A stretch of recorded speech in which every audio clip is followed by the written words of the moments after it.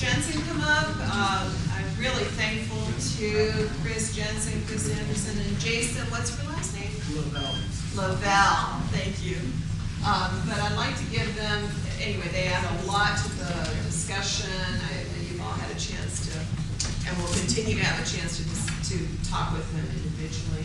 But anyway, I want to give them an opportunity to tell you folks about, if you haven't had a chance to talk to them about what they are all about, this is their opportunity to do so. My name is Chris Jensen, and I'm representing several interests here today. Right now, let's just start off with I'm the president of the River Citizens Alliance, and one of our members designed that scale model cistern you see back there. And those of you who are going on the tour this afternoon will see the real thing, that is hooked to the backside of the city offices at 821 North Main in Constantine. Another reason I'm here is I'm very interested in water conservation, and whether it's rainwater harvesting, that's one particular aspect we're looking at here. And Jason back there is representing another aspect. One of the things that the VRCA wants to do is we've got this plot that's about 9 yards by 15 yards where the cistern sits. And we want to put in a native plant workshop or a native plant display that will be watered via the cistern. And so that's one of the things that's, when you use native plants, that's another way of conserving water because native plants are adapted to the lower water conditions as opposed to something, you know, that, and I know everyone maybe came from Michigan or Minnesota and had the most beautiful peonies in the world. Well, that's really good if you live in Michigan or Minnesota. But we don't live in Michigan or Minnesota. And I think it's incumbent on everyone who moves to the Southwest to look at the rainfall or precipitation and consider that when they plant things.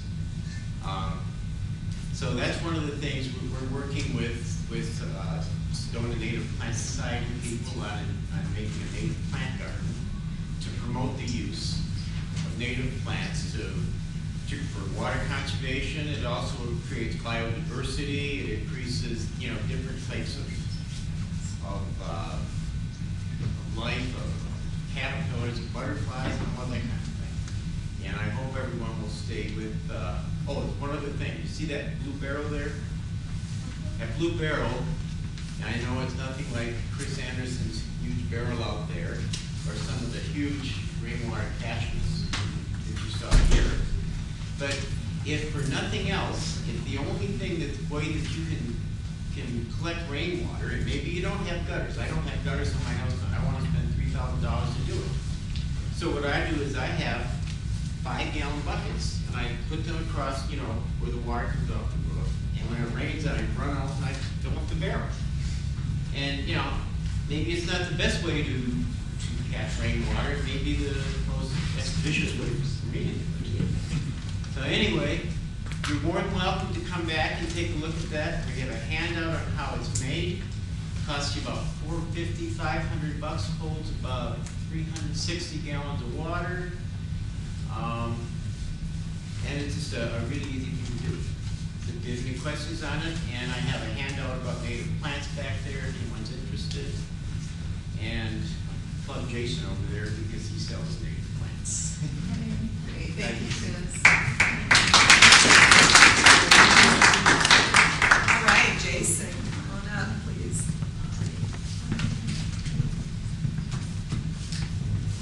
Hello, everybody. Hey. Yeah, it's nice to already get a good introduction and a plug that way. But I'm Jason Lavelle. I'm with Arizona Botanical Garden. And for those of you that don't know, that's the nursery just outside of Clarkdale as you go up the hill to Jerome. And it says cactus across the top. You can't miss it, but somehow people still miss us. I think it's that stretch of road. You're either on your way somewhere or you're in a hurry to get back home. So please stop in and check out what we do. And like Chris was saying, you know, it's really important to incorporate low water plants, whether they be native or adapted plants, because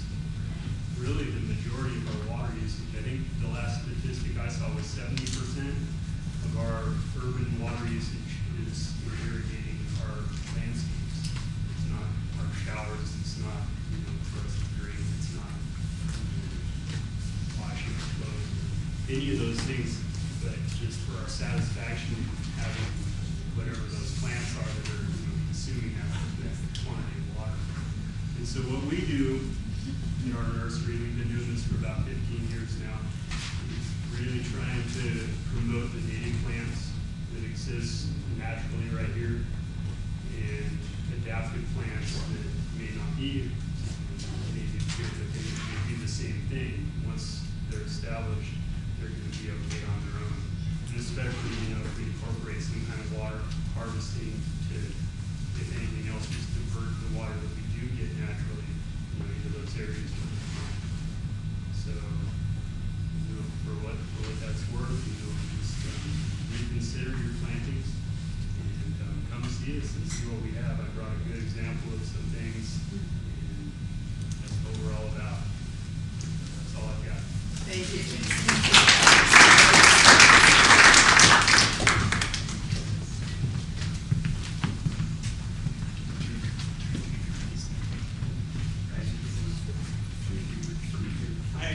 I'm Chris Anderson, and I'm with the Slow Water Team. Mariana Hartzong right next to the door is also Sorry, I have to run. the Slow Water Team representative.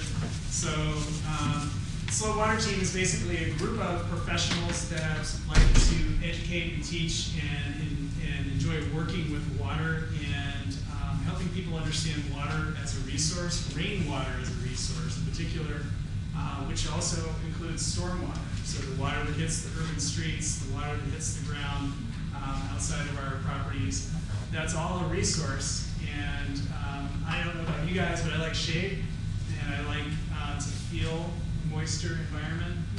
One of the sites we're going to go to on the field trip today, my former company, None Earth, we installed it several years ago, and right now it feels like a jungle, but it is just so moist and tall, and that's all rainwater harvesting and gray water. And I just want to,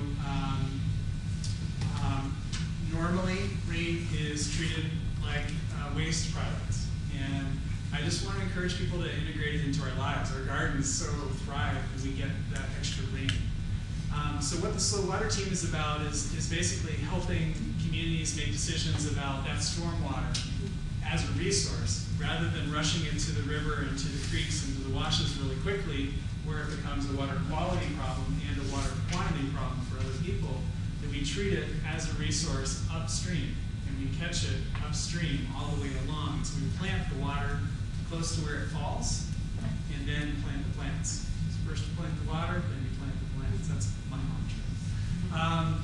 But I do want to also say that I lead workshops in rainwater harvesting, so hands-on installation workshops. Hey, let's get a group of people together and hook up a tank.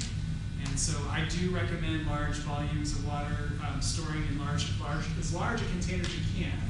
Certainly if a 5-gallon bucket's where you start, great. And if you can do something that's 200 gallons or more, even better. I like to install tanks pretty good size, but when you think about like the average cottonwood home is about 2,000, 2,500 square feet.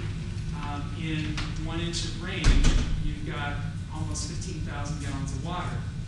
I'm sorry, that's not right. 1,500 gallons of water. And so that's a lot of 50-gallon buckets or 5-gallon buckets. And so when you want to be able to use that resource later, it really helps to have a larger tank. And so I'm a big advocate of large tanks. I do sell retail large tanks. I install them through workshops, and I also help people hook up with contractors who want to do it that way. I was going to say something else. I am planning to have 3 workshops installing tanks between now and monsoon time. So if you're interested in being a part of that, it'd be fun to have you, and it's always a fun time. We learn a lot together, and every situation's a little different. So if you participate in more than one, then you get to see how you can think critically about doing that. So I do have a sign-up sheet back there.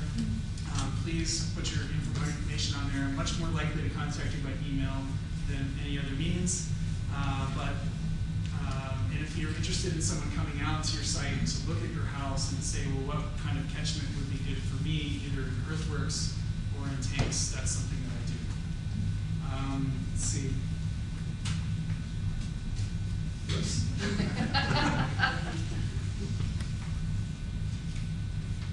Okay, and then the other thing I wanted to say is I'm going to be leading this afternoon's tour to some water harvesting sites around the area. We're going to look at active harvesting and passive harvesting and systems that are combined.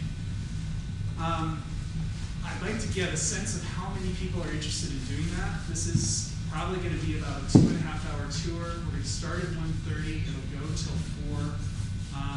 You can go in the middle if you need to or whatnot, but as much as possible, I'd like to see a group go together so that we can carpool as much as possible. So I'd like to get a sense of how many people are planning on going to that today. Okay, 1, 2, 3, 4, 5, 6, 7, 8, 9, 10, 11. That's really helpful. Okay, great. I'd like to say if we had known in advance, we could have planned. We didn't know. Yeah, we didn't know either. It wasn't in our, It was on our press release. Yeah, but it wasn't in And the if paper. they don't always print everything that we give them, unfortunately, so I'm sorry if you didn't know about that.